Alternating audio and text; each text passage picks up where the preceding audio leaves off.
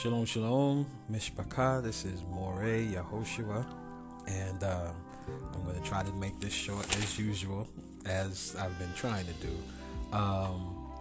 This is an interesting topic. I had been planning to do a video, and I hadn't done it yet. I just happened to decide to do this little piece because of one of my dear elders.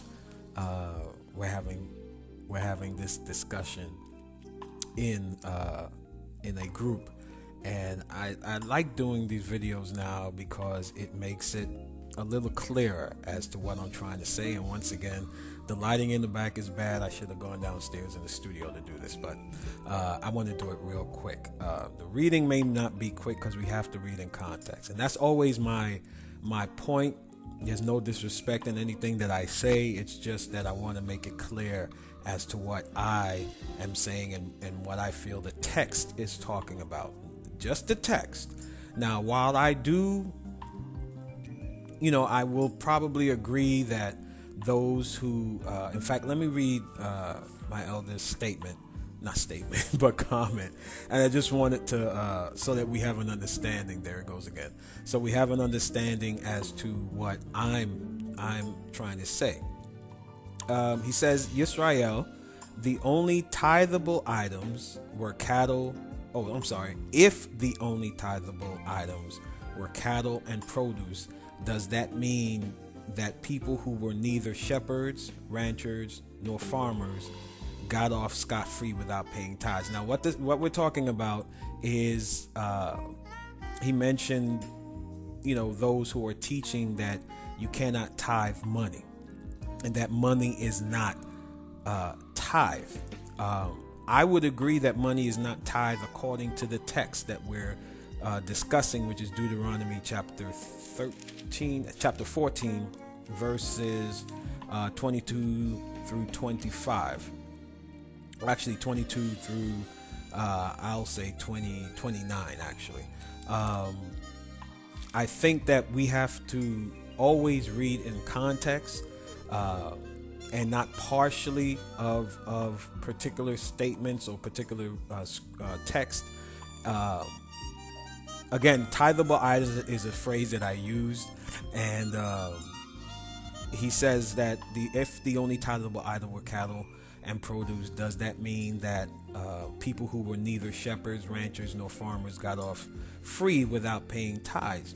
Now, one of the things that we have to, I think we need to understand, is that during the time that these laws were being made, we were not in our own land.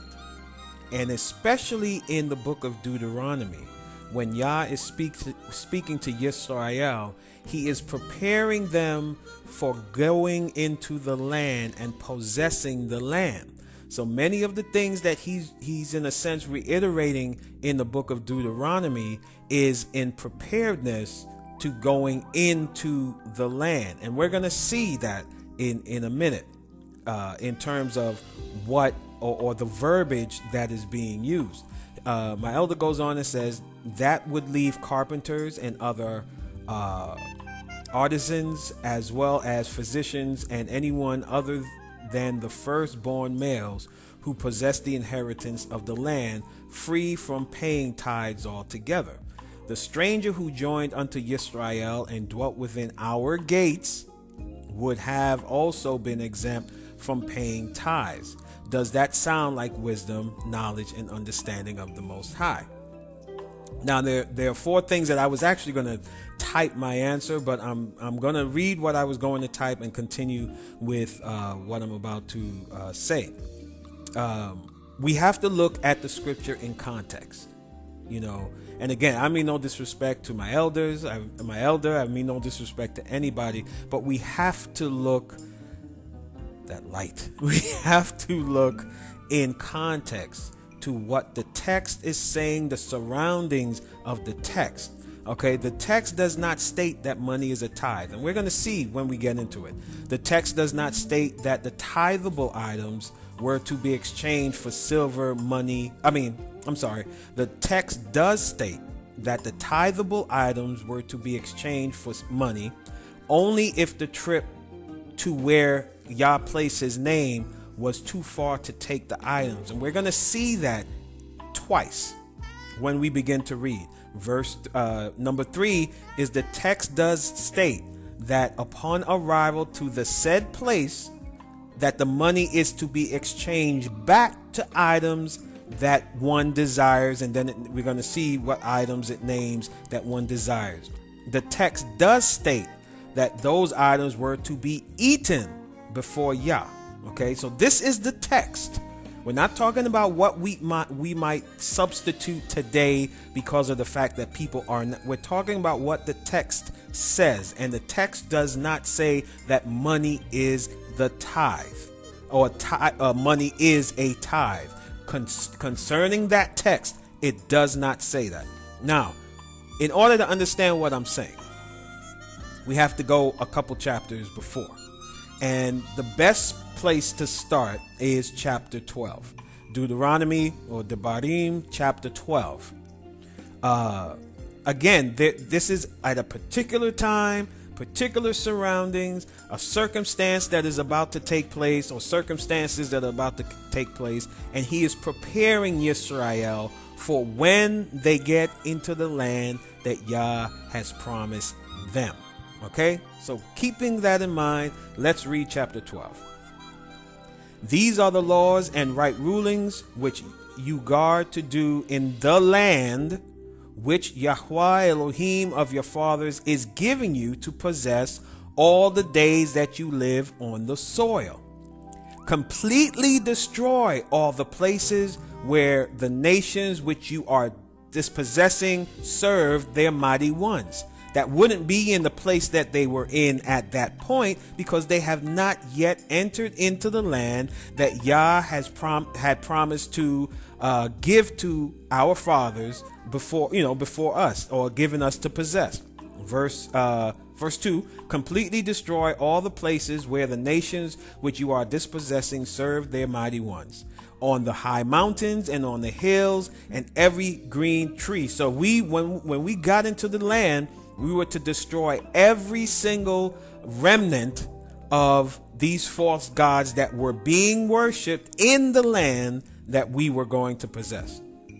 Verse 3, and you shall break down their altars and smash their pillars and burn their Asherim with fire, and you cut down and you shall cut down the carved images and their mighty ones, and shall destroy their name out of that place. Do not do so to Yah your Elohim, but seek the place which Yah your Elohim chooses out of all your tribes to put his name there for his dwelling place, and there you shall enter. Remember, the context is when we get into the land and possess it. Verse 6, and there you shall take your burnt offerings and your tithes and the contributions of your hand and your vowed offerings and your voluntary offerings and the firstlings of your herd and of your flock. Where were you taking these things? You were taking it where he put his name, his dwelling place, and that's where you would enter and take your burnt offerings and your contributions and your tithes and your vowed offerings and your voluntary offerings and the firstlings of your herd and of your flock. And there you shall eat before Yah your Elohim, and shall rejoice in all that you put your hand to, you and your households, in which Yah your Elohim has blessed you. So the tithe, the offering, the vowed offering, the voluntary offering, the burnt offerings were all something that you eat, to be taken to the place where Yah has placed his name. In the wilderness, where Yah placed his name, where he was at, the tent, the tabernacle, the tent, the door of the meeting, where he would speak to Moshe. This is where people would go at that point in time for burnt offerings and so on and so forth. There wasn't a place where you had to travel very far, because they were in the wilderness. Okay, so let's remember that. Verse 8, do not do as we are doing here today, each one doing whatever is right in his own eyes. Verse 9, because you have not entered the rest and the inheritance which Yah your Elohim is giving you. So they had not entered into the rest that he promised that yet, as yet. Remember, they were in the wilderness. And also, this was a different generation. Remember, the generation had probably died off by this time, or was at the end of dying off at this time in the book of Deuteronomy, because they were going to be entering into the land soon. Moshe was going to die soon. Moshe, this is where in a couple of chapters, Moshe says that Yah is going to raise up a spokesman like me among you, listen to him. He was talking about Yahoshua, son of Nun. Okay, let's keep going. Verse 10. But you shall pass over the Jordan and shall dwell in the land which Yah your Elohim is giving you to inherit, and he shall give you rest from all your enemies round about, and you shall dwell in safety. And it shall be that unto the place which Yah your Elohim chooses to make his name dwell there you are to bring all that I command you, your burnt offerings and your tithes and the contributions of your hand and all the choice offerings which you vow to Yah. He's repeating it again. In the land where he has chosen to place his name, that is where we were to bring where we are to bring these burnt offerings, tithes, contributions of your hand, so on and so on and so forth. Verse 12. And you shall rejoice before Yah your Elohim, you and your sons and your daughters and your male servants and your female servants and the Levite who is within your gates, since he has no portion nor inheritance with you within your gates in the land that he's promising to us, where he chooses to place his name among one of our tribes. Okay, context, verse 13. Guard yourself that you do not offer your burnt offerings in every place that you see. Nothing about money yet. Okay, so the offerings were something specific. The offerings were something that you can eat, or someone can eat. That's what these offerings were. Verse 13. Guard yourself that you do not offer your burnt offerings in every place that you see, except in the place which Yah chooses in one of your tribes. There you are to offer your burnt offerings, and there you are to do all that I command you. Where? In the place where Yah chose among one of our tribes to place his name. Verse 15. Only whatever your being desires, you shall slaughter and eat. Okay? According to the blessings of Yahweh your Elohim, which he has given you within all your gates. The unclean and the clean do eat of it, of the gazelle and the deer alike. Only the blood you do not eat, pour it on the earth like water. Now, this is not giving us permission to eat pork. Okay, so let's not go crazy here. Okay, I'm just saying that. Verse 17, it's not giving us permission to eat pork. So verse 17, you are not allowed to eat within your gates the tithe of your grain, or of your new wine, or of your oil, or the firstlings of your herd, or your flock, or of any of your offerings which you vow of, or of your voluntary offerings, or of the contribution of your hand, but eat them before Yah your Elohim in the place which Yah your Elohim chooses, you and your son and your daughter and your male servant and your female servant and the Levite who is within your gates, and you shall rejoice before Yah your Elohim in all that you put your hands to. So all these types of offerings are something that you would eat.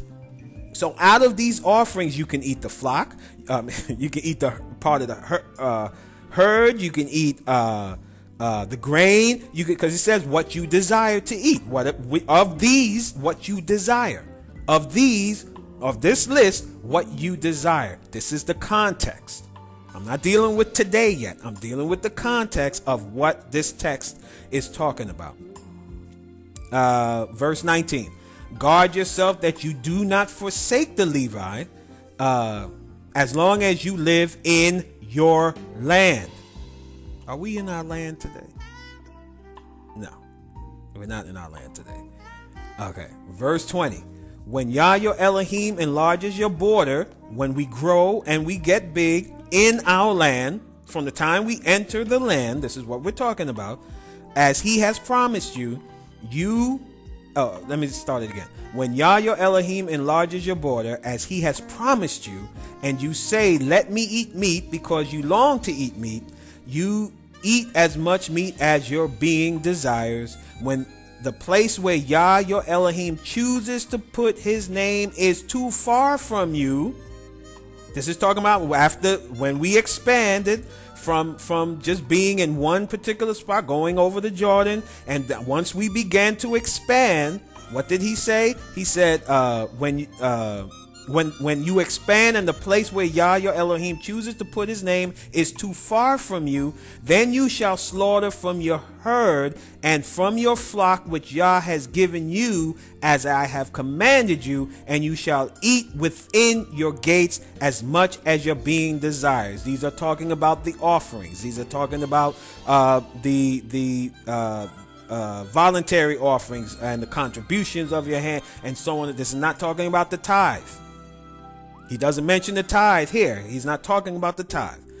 Verse 22, he says, only as the gazelle and the deer are eaten, so you are to eat of it. The unclean and the unclean alike eat of it. So these are the only two animals that are considered unclean that we would be able to partake of. That's what this is saying. That's what it said the first time. Verse 23, only be firm not to eat the blood, for the blood is the life. Do not eat the life with the meat. Do not eat it. You pour it on the earth like water. Verse 25. Do not eat it, that it might be well with you and your children after you, when you do what is right in the eyes of Yahweh. Only the set apart gifts which you have and your vowed offerings you are to take up to go to the place where Yah chooses. Okay, so no, I was in error when I said the vowed offerings before. Verse 27, and you shall make your burnt offerings, the meat and the blood, on the altar of Yahweh your Elohim, and the blood of your offerings is poured out on the altar of Yah your Elohim, and you eat the meat. It's all eating. Guard and obey all these words which I command you, that it might be well with you and your children after you forever, when you do what is good and right in the eyes of Yahweh your Elohim. When Yah your Elohim does cut off from before you the nations which you go to dispossess, and you dispossess them and dwell in their land, guard yourself that you are not ensnared to follow them. After they are destroyed from before you, and that you do not inquire about their mighty ones, saying, how did these nations serve their mighty ones, and let me do so too. So he was saying, when we got into the land, into the Jordan, we read earlier, we're supposed to destroy them from the high mountains all the way down. We're supposed to destroy their idols, their carved images, and so on and so forth. So when we go into the land, that we were not to be even inquire as to how do they do these things, such and such and such. Verse 31, do not do so to Yah your Elohim. Do not destroy, the things of Yah, so to speak. For every abomination which Yah hates, they have done to their mighty ones, for they even burned their sons and daughters in the fire to their mighty ones. So we were not to burn our sons and daughters to Yah as they did to their mighty ones. We are not to serve Yah or have or do things in the name of Yah as they did with their mighty ones. That's what he's saying here. Verse 32, all the words I am commanding you, guard to do it. Do not add to it nor take away from it. And then verse 13 is a continuation. Is a continuation talking about dreamers. If somebody arises as a dreamer and so on and so forth, and all the way through verse 18 of chapter 13 is just again the same thing. When you get into the land, these are the things to look out for, and these are how I want you to deal with them. Now, the part in question. Verse 14, starting at verse 22. You shall tithe without fail all the yield of your grain that the field brings forth year by year. Not some, all the yield of your grain that the field brings forth year by year. Not money. Verse 23, and you shall eat before Yahweh your Elohim in the place where he chooses to make his name dwell, the tithe of your grain and your new wine and your oil and of the firstlings of your herds and your sheep, so that you learn to fear Yah your Elohim always. Not money. We cannot eat money. Okay, verse 24.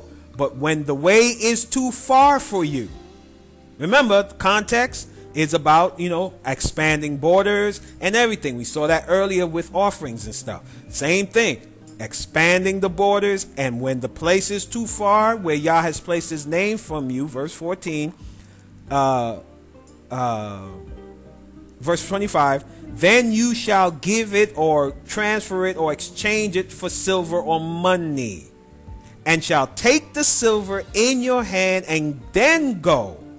So before I get to the place that Yah has chosen to place his name, and many people say that's Jerusalem, all right, what ended up being Jerusalem, where if I'm too far, now years have gone by, the borders have expanded, Yisrael has grown, children have been born, they've grown up, so I'm one of those children and I'm way on the outskirts now of the land that has expanded, and I'm going to the place to tithe where Yah has chosen to place his name, right?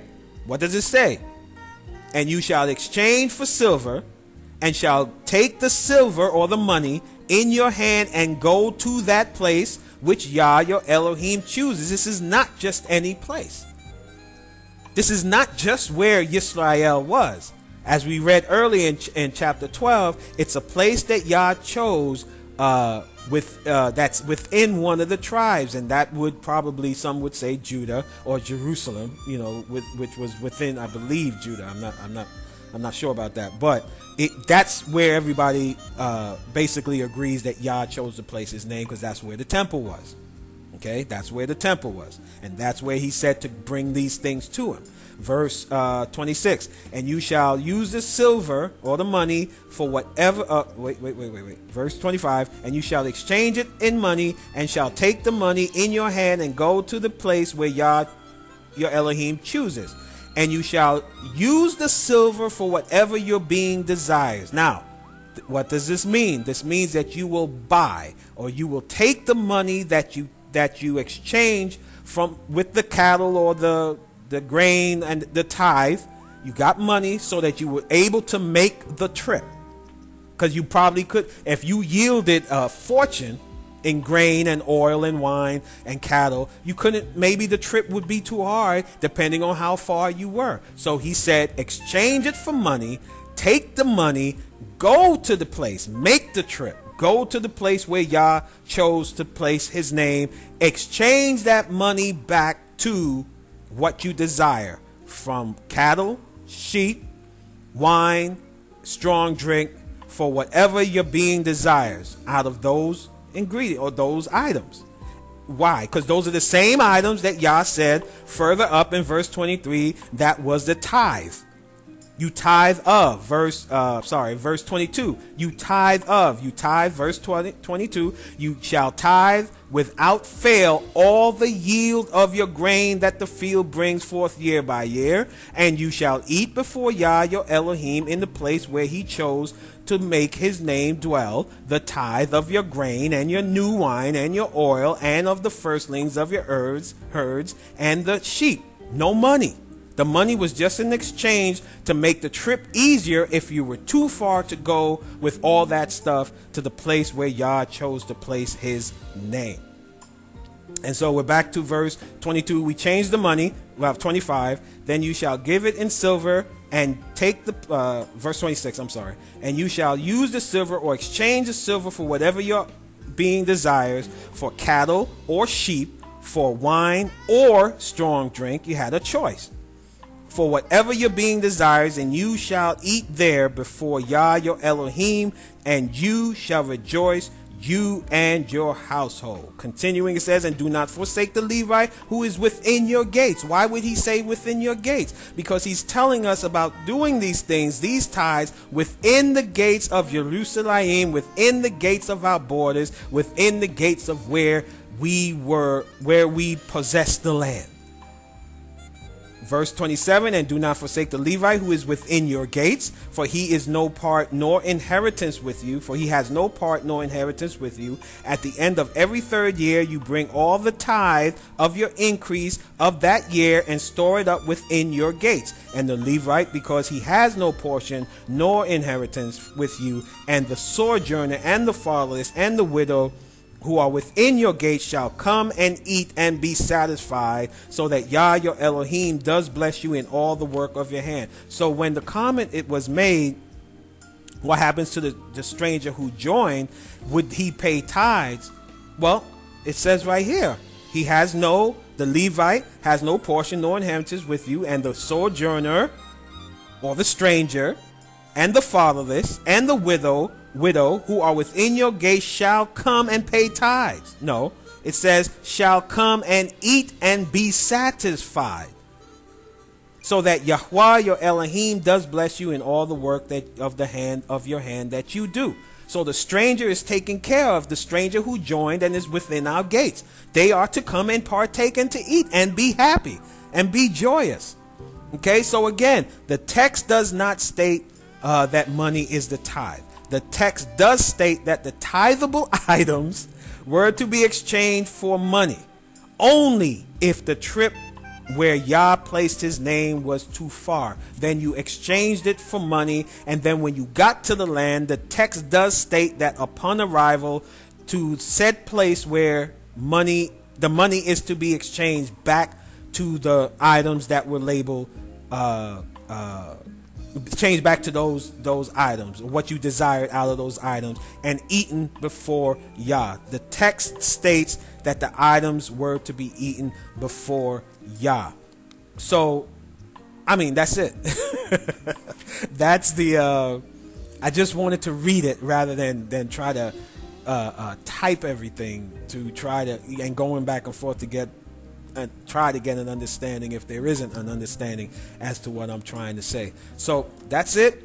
I thought I had something else, but I don't have nothing else. So Shabbat Shalom. I hope this gives you an understanding as to what I'm trying to say. And others who, this is not the exact video that I was going to do, but I think this is suffice for right now. So Shalom, Shalom. May the Most High bless you and keep you and give you wisdom and understanding as we read His Word. Shalom. Shalom, shalom again. I have to do this amendment because I forgot to address one part.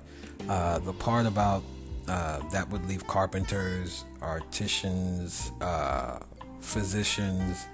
The point that would leave other people out if they were not farmers, shepherds, or ranchers. I think we are looking at things in a more modern frame of mind rather than what the situations were at the time that this was given. And I would imagine, based on reading many of the texts, that most, if not all, of Yisrael had sheep, ox, goat, grain, and everything. And those who did not, I guess the implication is that if they were a carpenter or if they were a physician, they would be left out in paying this tithe. But again, if they were a carpenter or a physician, they would have a means of making money. Therefore, that money would then be exchanged for grain, wine, or strong drink, sheep, whatever, because those are the ingredients that Yah said that we are to tithe. Now, again, the context is within them being in the land promised. I am studying myself as in reference to whether these things were actually done in the wilderness or if they were done in preparation for being in their land. In captivity, it's a totally different story. If we want to say symbolically that your money or what you earn, the portion of it, the tenth or whatever, you would tithe to the poor, or tithe to the fatherless, tithe to the widows, that is fine and good. But I cannot get Deuteronomy chapter 14 and say that it is based on Deuteronomy 14. In other words, we can't read that text and then say to someone that you have to tithe money, because the text does not say that. The text talks about grain, strong drink or wine, the sheep, so on and so forth. And it gives a specific instruction as to, again, if you're far away, you exchange it for money. When you get there, you exchange it back to grain or wine or so on and so forth. So I just wanted to just, deal with that part, that if we're going to say, well, what about those who were not farmers and so on? Well, they had the ability to make money. Then they would take that money. And again, how would they do that in the wilderness? There was no commerce in the wilderness.